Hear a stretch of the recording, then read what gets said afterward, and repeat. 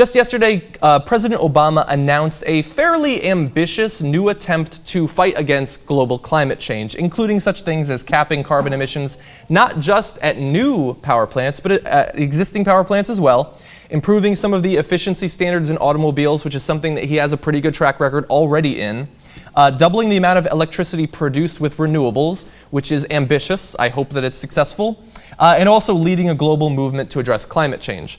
I think that we should possibly catch up to some other countries before we hope to lead them. But anyway, he gave this speech, which lasted 49 minutes. Are you curious how much coverage the actual speech actually got on the major news networks? We've got a cool little infographic for you. So you see there the Weather Channel, which knows a little something about global climate change, covered the entire 49 minutes. CNN, good job guys, 8 minutes and 5 seconds. Fox News showed basically his intro.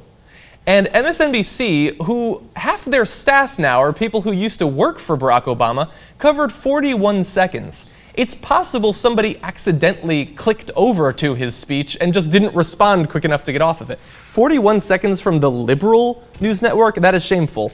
But that's not to say that they didn't talk about the speech. Fox News in particular used it, as they will in every case, as a tool to beat Barack Obama over the head with.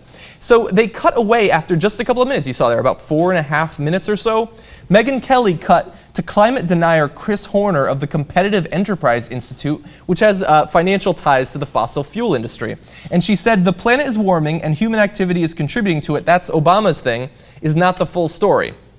Also, let's see, we've got on Special Report, Fox contributor Stephen Hayes responded by perpetuating this myth that back in the 1970s there was scientific consensus that there was global cooling. That is, of course a myth. And it's the idea that if the science was wrong in the past, it can't possibly be right in the future. I mean, yeah, some people believe today that the Earth goes around the sun, but a couple of hundred years ago they believed that the sun went around the Earth. So who's to say? That kind of stupidity brought to you by Fox News. On The Five, co-host Greg Gutfeld said climate skeptics were right all along and said Obama was denying science in his climate speech. There he must be referring to one of the 2 or 3 scientific studies published in the last 10 years that denied a human-centered climate change. And finally, on Hannity, Liz Cheney, who is a Fox contributor, said that Obama was using phony science to kill jobs and that the science is just bogus.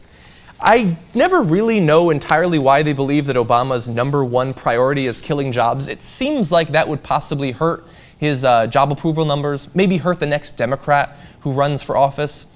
Anyway, it is shameful that Fox News used the speech only to attack him and that the other major news networks barely covered it at all. This is a very important issue. We recently saw, I think just yesterday, a report that Miami in the next 100 years will be entirely underwater.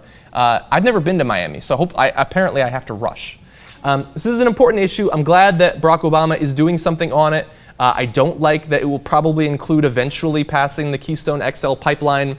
But at least he's making some movement on this issue. I just wish that the major news networks would recognize that.